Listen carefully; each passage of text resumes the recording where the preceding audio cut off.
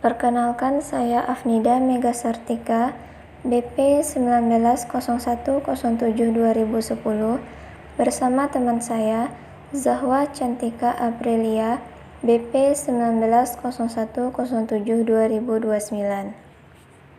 Kami dari jurusan Akuntansi, Prodi D3 Akuntansi, Politeknik Negeri Padang, mata kuliah Auditing 1.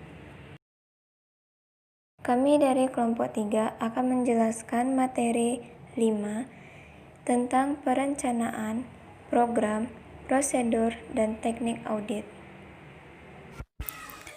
Perikatan audit. Perikatan audit adalah kesempatan dua pihak untuk mengadakan suatu sistem ikatan perjanjian. Dalam perikatan audit, klien yang memerlukan jasa auditing mengadakan suatu ikatan perjanjian dengan auditor. Dalam ikatan perjanjian tersebut, klien menyerahkan pekerjaan audit atas laporan keuangan kepada auditor, dan auditor sanggup untuk melaksanakan pekerjaan audit tersebut berdasarkan kompetensi profesionalnya. Baiklah, selanjutnya tahap-tahap perikatan audit. Yang pertama, mengevaluasi integritas manajemen. Yang kedua, mengidentifikasi keadaan khusus dan risiko besar. Yang ketiga, menentukan kompetensi untuk melaksanakan audit.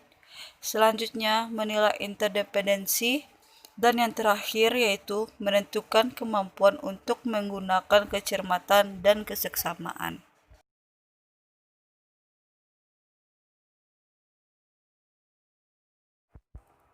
Penilaian risiko bisnis klien. Auditor menggunakan pengetahuan yang diperolehnya dari pemahaman strategis atas bisnis dan industri klien untuk menilai risiko bisnis klien, yaitu risiko bahwa klien akan gagal dalam mencapai tujuannya. Risiko bisnis klien dapat timbul dari banyak faktor yang mempengaruhi klien dan lingkungannya, seperti teknologi baru yang mengikis keunggulan kompetitif klien, atau klien gagal melaksanakan strateginya sebaik pesaing. Baiklah, selanjutnya contoh risiko bisnis klien dalam laporan keuangan. Baiklah, seperti yang teman-teman lihat, contohnya yaitu jika perusahaan seringkali melakukan akuisisi atau merger strategis yang tergantung pada keberhasilan penggabungan operasi antara dua atau lebih perusahaan. Jika sinergi yang direncanakan tidak berkembang, nilai aktiva tetap dan goodwill yang dicatat dalam akuisisi dapat menurun, yang akan mempengaruhi kewajaran penyajian laporan keuangan.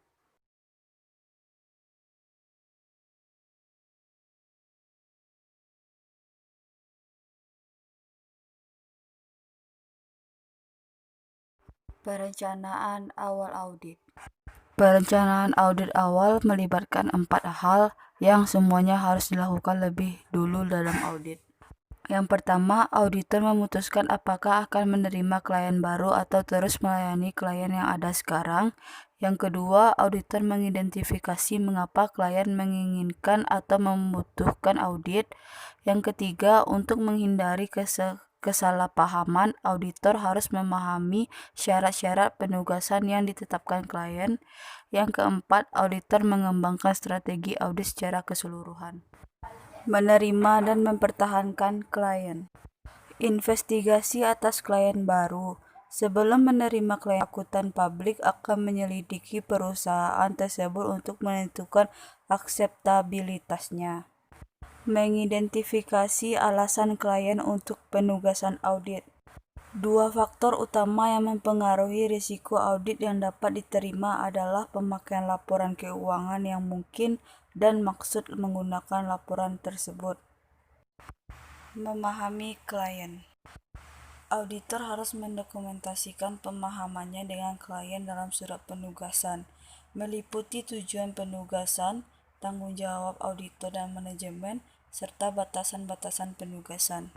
Mengembangkan strategi audit secara keseluruhan. Strategi audit secara keseluruhan ini mempertimbangkan si klien, jumlah lokasi lain, dan keefektifan pengendalian klien di masa lalu. Strategi yang terencana akan membantu auditor dalam memilih staf untuk melakukan penugasan. Perencanaan awal audit. Perencanaan audit awal melibatkan 4 hal yang semuanya harus dilakukan lebih dulu dalam audit. Yang pertama, auditor memutuskan apakah akan menerima klien baru atau terus melayani klien yang ada sekarang. Yang kedua, auditor mengidentifikasi mengapa klien menginginkan atau membutuhkan audit. Yang ketiga, untuk menghindari kesalahpahaman, auditor harus memahami syarat-syarat penugasan yang ditetapkan klien.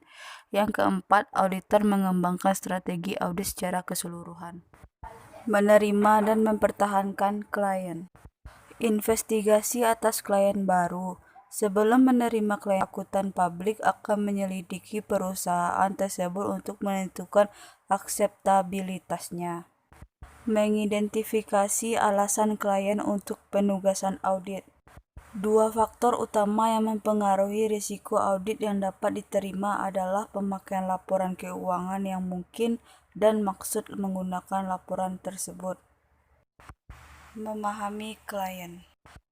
Auditor harus mendokumentasikan pemahamannya dengan klien dalam surat penugasan, meliputi tujuan penugasan, tanggung jawab auditor dan manajemen, serta batasan-batasan penugasan.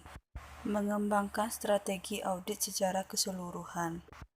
Strategi audit secara keseluruhan ini mempertimbangkan si klien, jumlah lokasi lain, dan keefektifan pengendalian klien di masa lalu.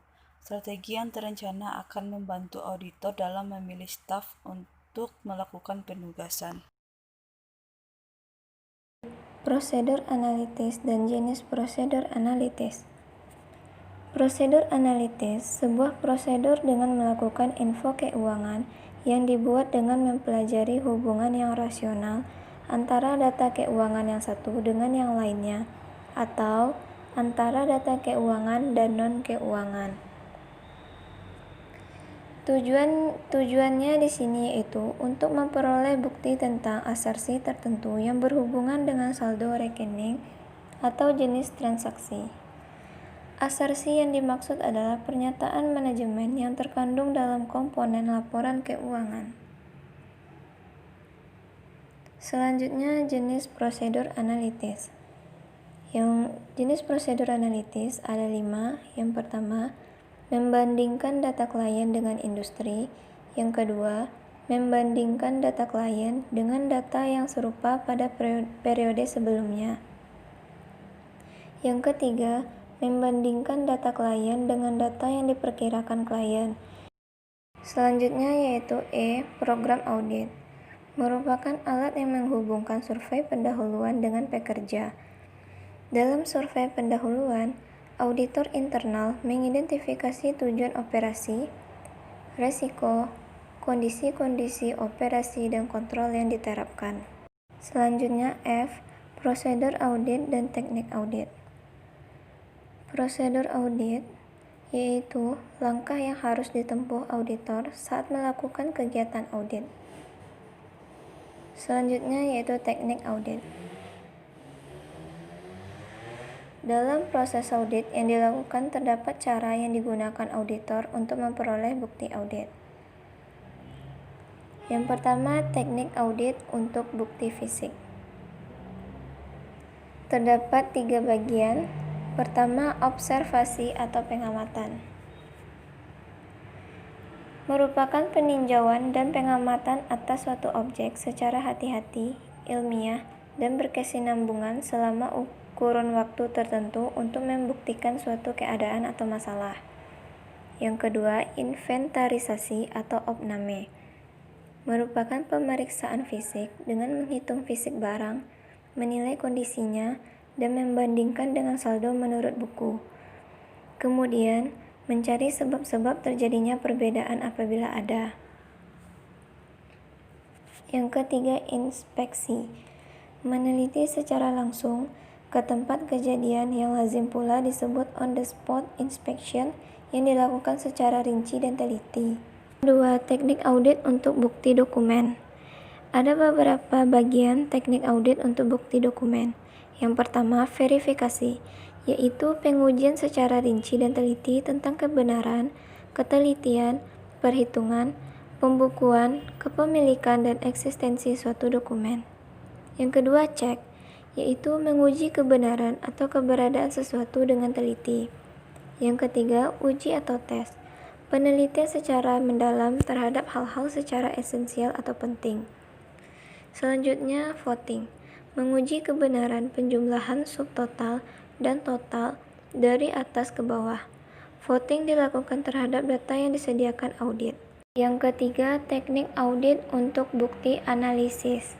Ada 4 bagian.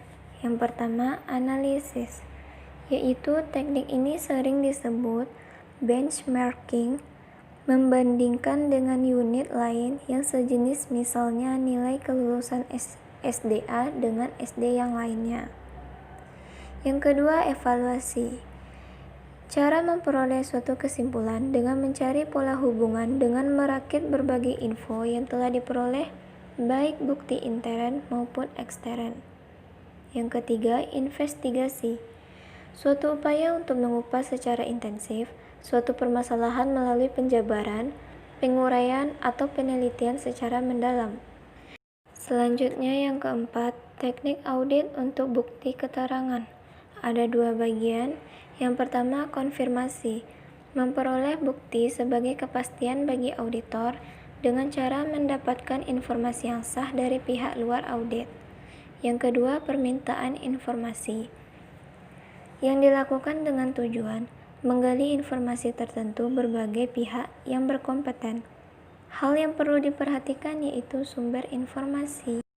Dan jangan lupa juga like, comment, and subscribe ya guys. Sekian penjelasan materi 5 dari kelompok 3. Terima kasih atas perhatiannya. Assalamualaikum warahmatullahi wabarakatuh.